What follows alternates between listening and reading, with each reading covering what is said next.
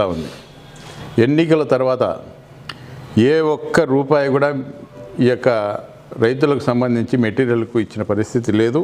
మరి అదేవిధంగా ఈరోజు ఇంతకుముందు తెలుగుదేశం పార్టీ అధికారంలో ఉన్నప్పుడు మరి గతంలో అధికారంలోకి రావడం కోసం బాదుడే బాదుడు అనే కార్యక్రమం కూడా గతంలో మరి వాళ్ళు ఈ యొక్క మా పార్టీ మీద మరి అనవసరమైన నిందలు వేయడం జరిగింది. ఈ యొక్క ఏదో వైఎస్ఆర్ పార్టీ బాదుడే బాదుడు చేస్తూ ఉంది అని చెప్పి. కానీ ఈరోజు నిజంగా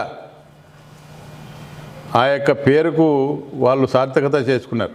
ఎందుకంటే ఈరోజు బాదుడే బాదుడు కార్యక్రమం ఈరోజు సామాన్యమైన ప్రజలకు నిత్యావసర వస్తువుల విషయంలో అయితేనేమి, ఈరోజు ఈ యొక్క నూనె ధరలు అయితేనేమి, ఈ కందిబ్యాలు అయితేనేమి, ఈరోజు సామాన్యమైన ప్రజలకు నిత్యావసర వస్తువుల విషయంలో ఈరోజు బాదుడే బాదుడు కార్యక్రమం చేస్తూ ఉన్నారు. అదేవిధంగా ఎలక్ట్రికల్ ఛార్జీల విషయంలో కూడా ఈరోజు చూస్తూ ఉన్నారు.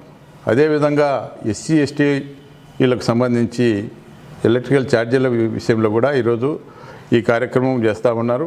మరి ఈ కార్యక్రమానికి మరి ఖచ్చితంగా ధరల విషయంలో కానీ అదేవిధంగా పెంచిన విద్యుత్ ఛార్జీల విషయంలో కానీ తగ్గించాలని కోరుతూ మరి జగన్మోహన్ రెడ్డి గారు ఇచ్చిన పిలుపు మేరకు అన్ని నియోజకవర్గ కేంద్రాల్లో పెద్ద ఎత్తున ఈ యొక్క ధర్నా కార్యక్రమం, అదేవిధంగా రిప్రజెంటేషన్ ఈ యొక్క పార్టీ నుంచి పంపించినటువంటి రిప్రజెంటేషన్ కూడా ఇచ్చి అక్కడ ప్రజలను ఉద్దేశించి ఈ యొక్క ప్రభుత్వం చేస్తున్నటువంటి మరి అరాచక పరిపాలన గురించి మరి ఆ రోజు ప్రజలకు కూడా తెలియజేయడం జరుగుతుంది.